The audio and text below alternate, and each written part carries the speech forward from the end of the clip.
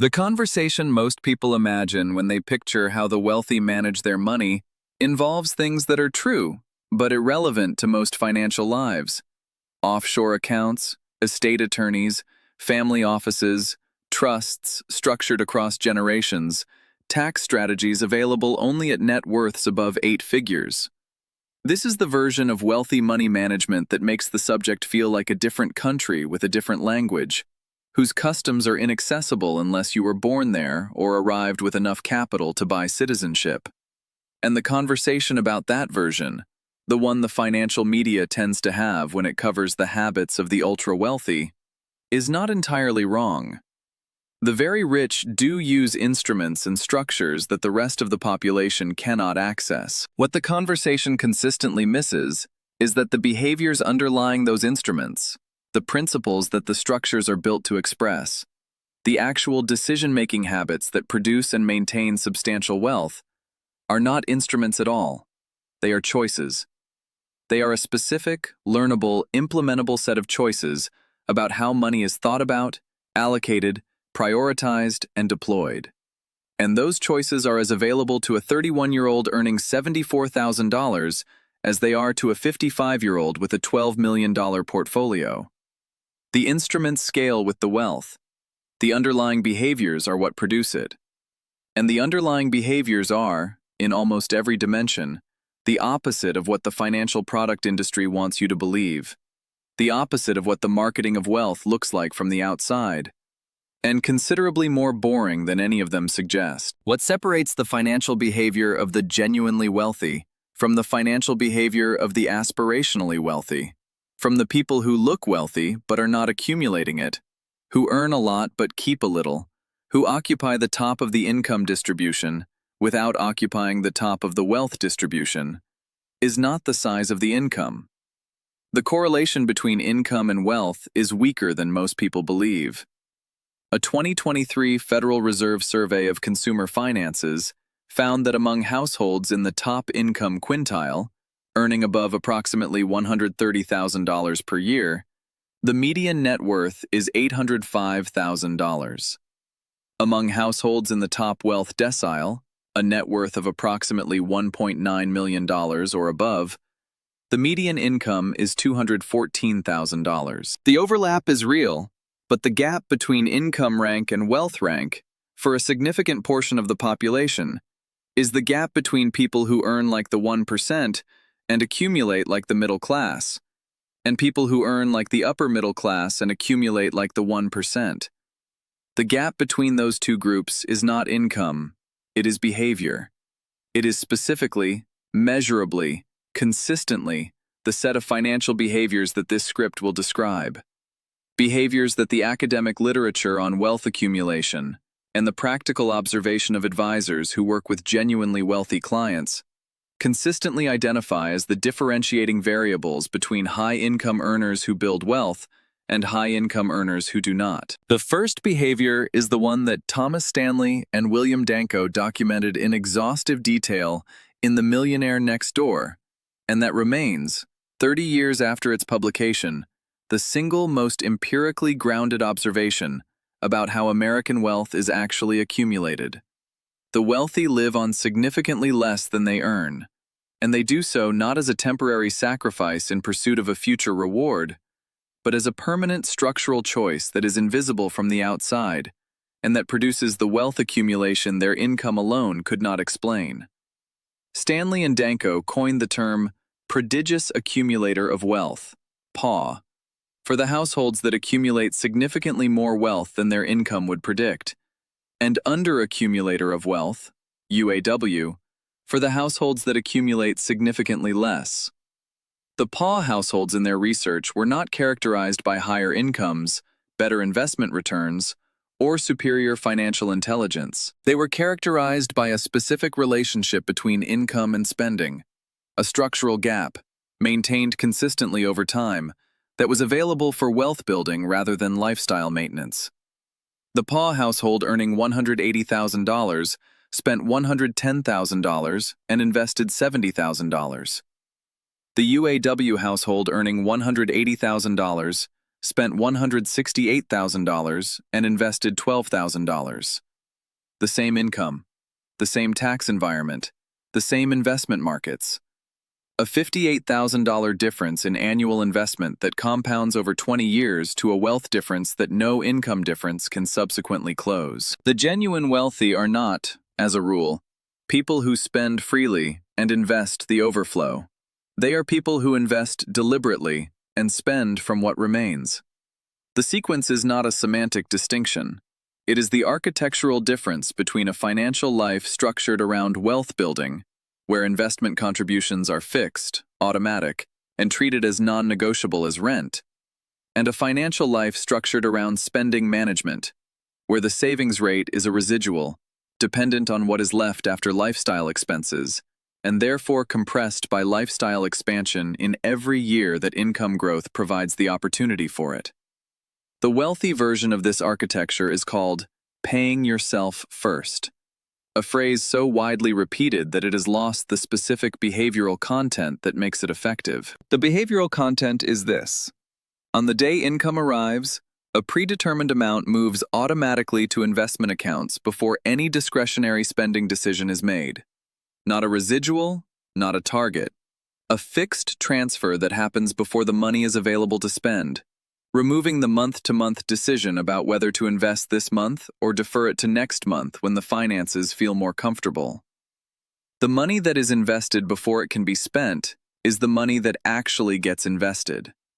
The money that is saved from what remains after spending is the money that consistently gets spent. The second behavior is what the financial planning literature calls asset allocation discipline, the specific, systematic practice of maintaining a predetermined investment portfolio structure through market cycles, rather than adjusting the allocation based on market conditions, financial news, or the emotional response to portfolio value changes. This behavior is the one that most clearly distinguishes the financial behavior of the genuinely wealthy from the financially aspiring, because its execution requires a specific form of studied indifference to the information environment that financial news generates, and that most investors find genuinely difficult to maintain. The wealthy investor who has established a 70-30 stock-to-bond allocation and whose portfolio declines 28% in a market correction does not respond to the decline by moving to cash, reducing equity exposure, or waiting for the correction to resolve before re-engaging. They rebalance. They sell the bonds that have risen relative to their target allocation and buy the equities that have declined, moving the portfolio back towards 70-30 at prices that are lower than they were before the decline. This behavior is the mechanical opposite of what fear produces, and its execution in practice is the specific act of financial discipline that the data on investor behavior consistently identifies as the primary source of the performance gap between what markets return and what investors earn. The wealthy investor does not achieve better returns because they have superior market knowledge. They achieve better returns because they maintain their allocation when inferior market knowledge would tell them to abandon it. The third behavior is tax efficiency as a primary investment consideration rather than a secondary one. The genuinely wealthy do not make investment decisions and then consider the tax implications. They structure investment decisions around tax implications from the beginning, because the after-tax return, not the pre-tax return, is the return that funds their lives and compounds their wealth. This principle expresses itself in a specific set of practices that are available at every income level, and that the wealthy deploy with a consistency that most middle-income investors do not. The practices are maximizing every tax-advantaged account before deploying capital to taxable accounts, placing tax-inefficient assets, bonds, REITs, high-dividend stocks, in tax-advantaged accounts where the income they generate is not taxed annually, placing tax-efficient assets, low-turnover index funds, growth equities, in taxable accounts where they can compound without generating taxable events, harvesting capital losses in taxable accounts to offset gains and ordinary income, a practice called tax loss harvesting that the wealthiest investors deploy systematically and that most middle-income investors have never performed. and holding appreciated assets for at least 12 months to qualify for long-term capital gains rates, which are substantially lower than ordinary income rates for most taxpayers. These practices collectively, the asset location strategy, the tax loss harvesting, the holding period discipline, produce what financial economists estimate as 0.5 to 1.5% in additional after-tax annual return relative to the same portfolio managed without tax efficiency as a primary consideration. At a $1 million portfolio, 1% in annual tax efficiency improvement is $10,000 per year in additional after-tax return. At a $2 million portfolio, it is $20,000. The wealthy manage taxes the way they manage investment returns, not as a compliance obligation, but as a return optimization opportunity, and the optimization compounds with the wealth. The fourth behavior is the maintenance of multiple income streams. Not the hustle culture version of multiple income streams that the self-improvement industry promotes as a path from employment to entrepreneurship, but the specific, low-overhead, asset-based income diversification that characterizes the financial structure of genuinely wealthy households. The Federal Reserve's Survey of Consumer Finances consistently finds that wealthy households receive income from a wider variety of sources than middle-income households. Not because they work more jobs, but because they own more assets, and assets generate income that employment does not. The wealthy household earning $214,000 per year typically receives that income from 2 to 4 sources: a primary career income, dividend and interest income from a substantial investment portfolio, rental income from one or more properties, and in many cases, business ownership income or royalty income from intellectual property. The middle-income household earning $85,000 typically receives it from one source: employment. The income diversification of the wealthy household is not primarily an income growth strategy. It is a risk management strategy, the specific financial architecture that makes the household's income position resilient to the loss of any single source, including the employment income that most middle-income households depend on entirely. The path to multiple income streams begins with the investment portfolio, which, at sufficient scale, generates dividend and interest income that is genuinely passive. Not the passive income of online marketing, but the actual passive income of a $400,000 portfolio generating $16,000 per year in dividends without any labor input from the holder. The fifth behavior is what behavioral economists call present bias resistance. The systematic practice of making financial decisions based on long-horizon outcomes rather than short-horizon comfort, and the specific structural mechanisms that make this possible without relying on willpower alone. The wealthy household that maintains a 25% savings rate across 20 years of income growth is not a household of extraordinary self-discipline.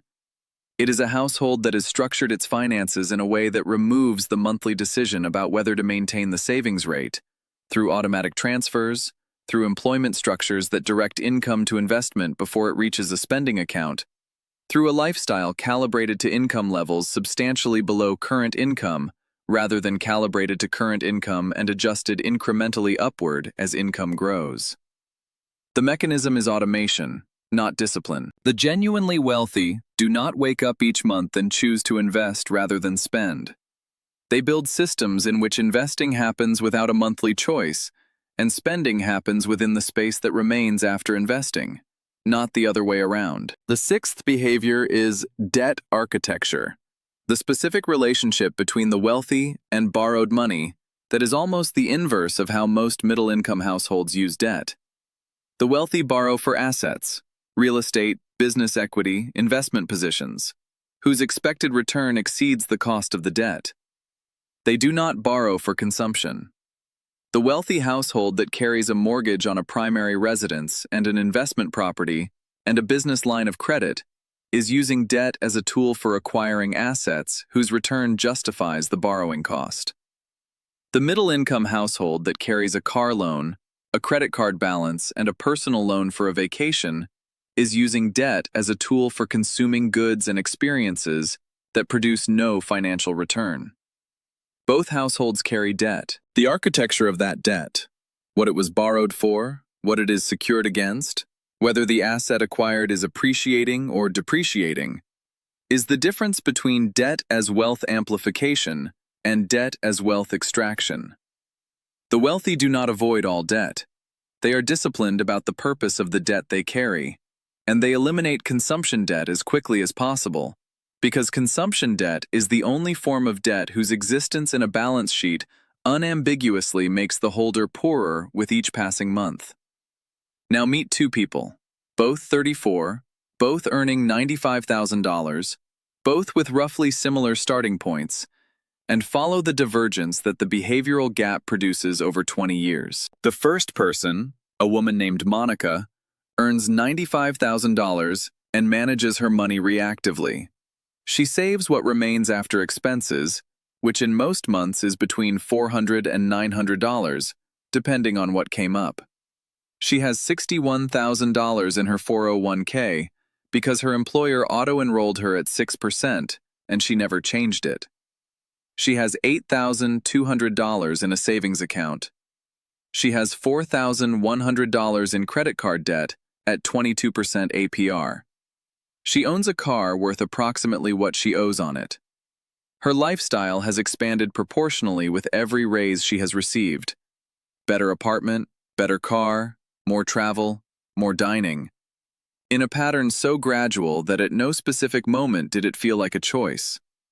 Her savings rate, calculated against her gross income, is approximately 9% in the 401k and effectively zero outside of it. She thinks about wealth the way most people think about dieting, as something she will address seriously at the right moment, when the immediate demands on her income feel less acute, when the credit card is paid down, and the savings account feels more comfortable, and the timing is right. The second person, a man named David, earns $95,000 and manages his money architecturally. On the first day of each month, $2,100 moves automatically, $1,583 to max his 401k across the year, $583 to fund his Roth IRA, and a variable amount to his brokerage account that absorbs every raise he has received since he set the system up 4 years ago, rather than absorbing into lifestyle. He has $89,000 across his investment accounts. He has $14,000 in a high-yield savings account, representing 5 months of expenses. His full emergency fund, established before the brokerage investments began. He has no consumer debt. He drives a 2019 Honda Accord he bought used. His lifestyle, relative to his income, looks modest in ways that his colleagues notice without understanding. The apartment that is comfortable but not impressive. The vacations that are good but not spectacular.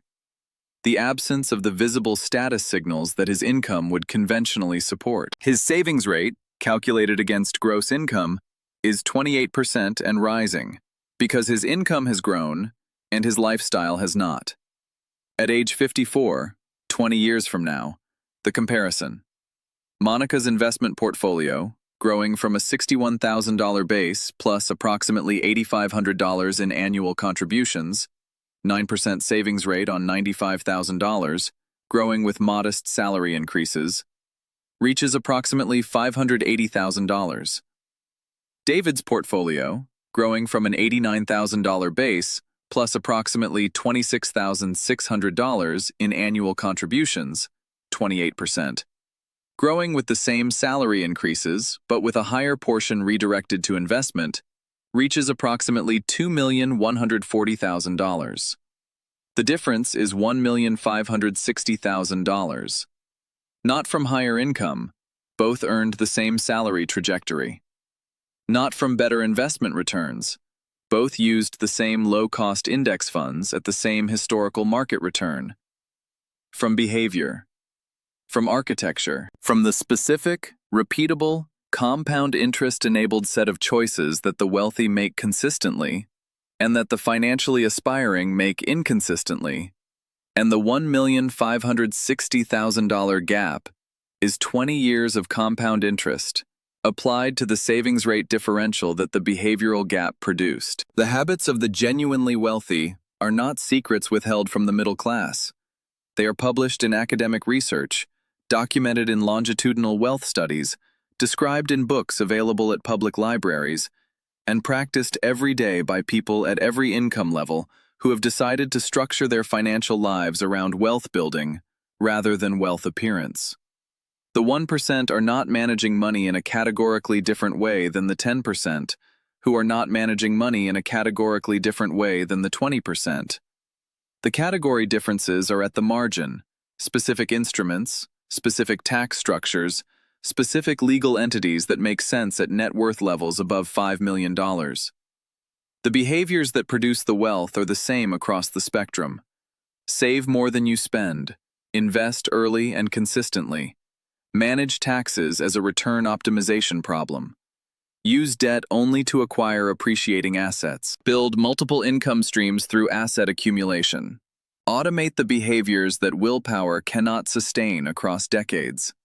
These are the behaviors. They are available to anyone who understands them, implements them, and maintains them long enough for the compounding to do what the compounding always does. Not the dramatic thing, not the sudden thing, but the slow and permanent thing that transforms the gap between Monica's $580,000 and David's $2,140,000 into the only financial difference that ever mattered. Not how much you made, but how much of what you made was still yours 20 years after you made it.